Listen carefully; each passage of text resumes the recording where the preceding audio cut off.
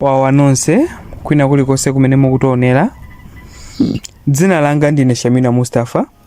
Tsiku la lero tifotokoza nkhani ya ngozi ya ndege imene yachitika mdziko la Kazakhstan pamene ndege ya Azerbaijan Airlines yachita ngozi.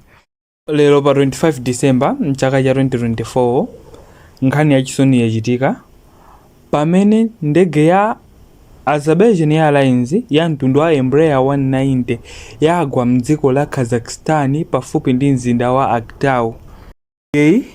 Imachokera ku Baku mdziko la Azerbaijan ndipo imapita ku Gromz mdziko la Russia. Ndipo iyi ndi ngozi imene yasiya dziko lonse lili mchisoni pamene anthu ena amasangalala chikondwerero cha Christmas. Menezi zimachitika ndege idanyamula mapasinja 62 kuphatikizira aponso ma crew members ngati ogwira ntchito 5. Ndipo pakadali pano atsogoleri ochokera ku Azerbaijan ndi Kazakhstan akhazikitsa kafukufuku kuti adziwe chomwe chachititsa ngozi iyi. President wa Azerbaijan Ilham Aliyev walengeza kuti mbendera zonse zitsike ndiponso ntchito zonse za boma zimisidwe polira anthu amene amwalira pa ngozi iyi. Ndiponso president iyi wapereka chitonthozo kwa mabanja onse a anthu amene akuzidwa. Pamene president wa dziko la Russia nayenso wapereka thandizo ndi chitonthozo chake chimene chisakudziwika bwinobwino. Video imene ikuoneka iyi ikuonesa mkulu wina amene amazijambula mu ndegemo pa nthawi imene zinthu zimachitika.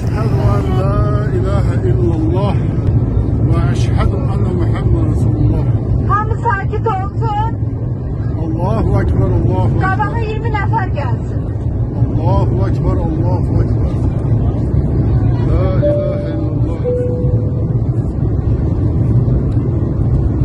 Allahu Ekber. Allahu Ekber, Allahu Ekber. Eşhedü en la ilahe illallah. Eşhedü enne Muhammeden Resulullah. Po video ikuonesa pamene ndege imagwa ndi kuphulika.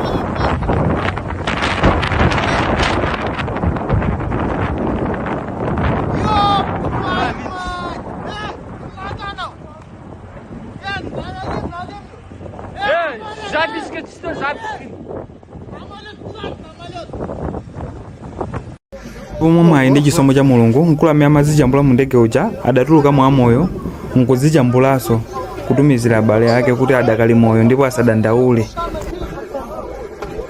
Malipoti ena osasimikizika akusonyeza kuti pali kuthekera kuti ndege yaomberedwa ndi asilikali a dziko la Ukraine mwadaladala ndithu.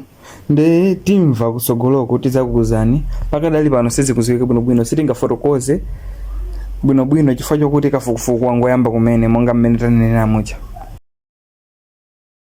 Mukutionera pa YouTube pangani subscribe ndi kupanga like video hii. Osayiwala kupanga comment. Ngati mukutionera pa Facebook pangani like kupanga so comment video hii. Osayiwala kupanga follow page yathu. Ngati mukutionera pa TikTok chimozimozi tipangeni follow. Komanso feel free kutulowera ku inbox kuti uza zimene zikulakwika mu video athu. Zikomo kwambiri. Mukhale ndi tsiku lopambana.